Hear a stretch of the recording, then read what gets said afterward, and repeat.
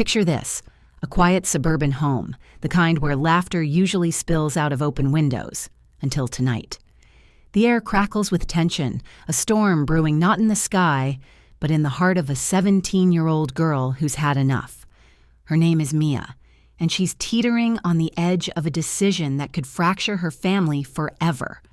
One sister's careless words, a table full of mocking laughter, and a single text message ignite a showdown that's been simmering for far too long. This isn't just a spat, it's a battle for respect, a race against being buried under someone else's life. Buckle up, listener. The fuse is lit and the explosion is coming.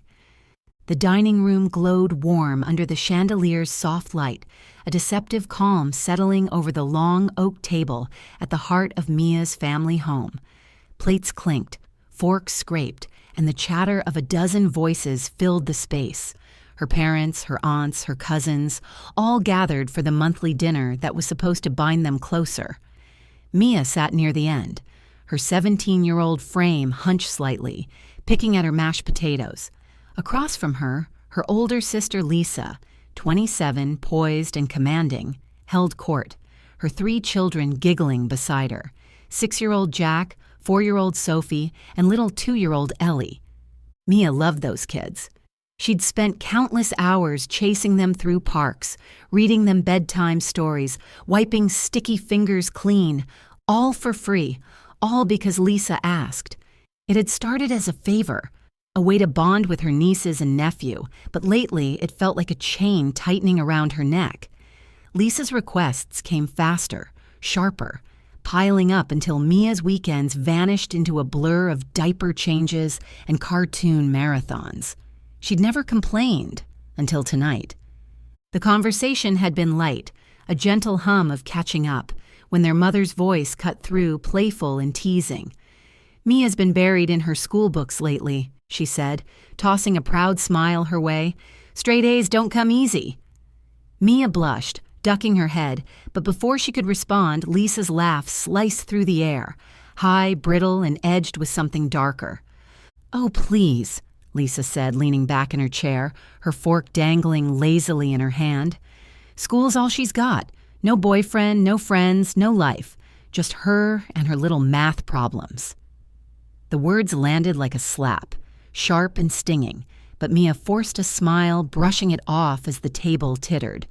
She was used to Lisa's jabs. Her sister had always been the golden one, the one who shone while Mia lingered in the background.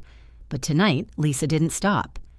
"She's basically my live-in nanny," Lisa went on, her voice rising over the clatter of dishes, her eyes glinting with amusement.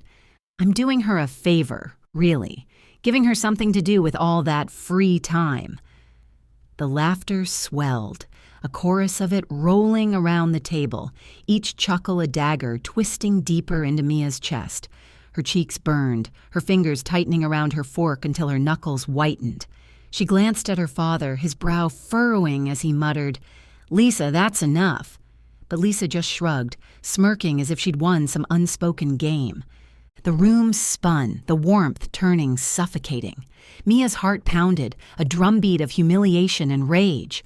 She stared at her plate, the potatoes blurring into a gray smear, and something inside her snapped. A thread stretched too thin, too long. She was done.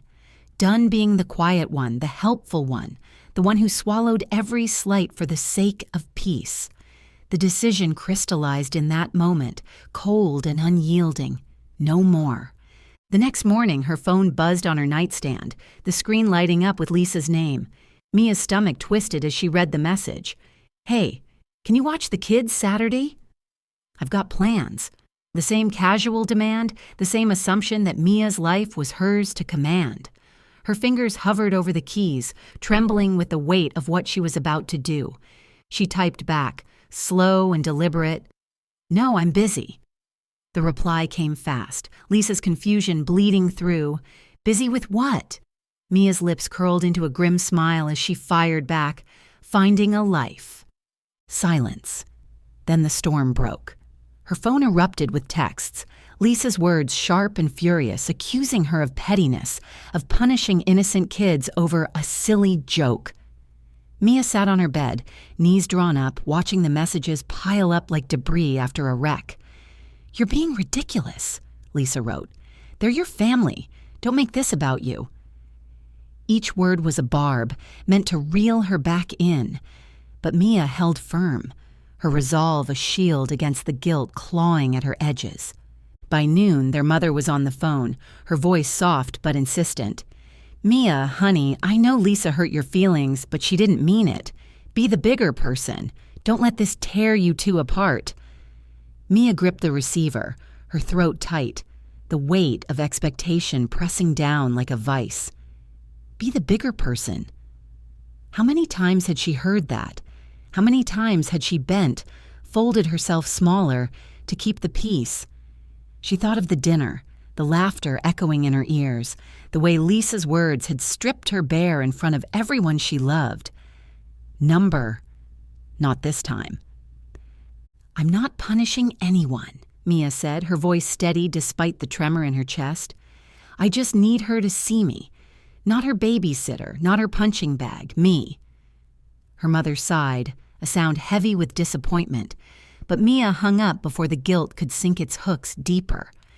The house was quiet now, the afternoon sun slanting through her window, casting long shadows across the floor.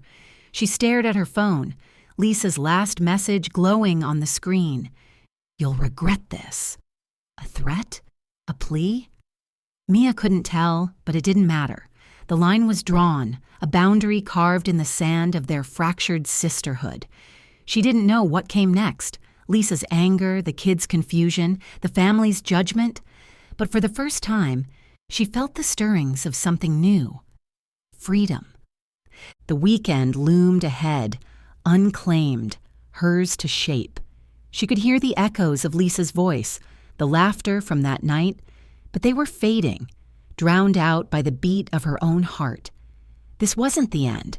It was the beginning. A reckoning not just with her sister, but with herself.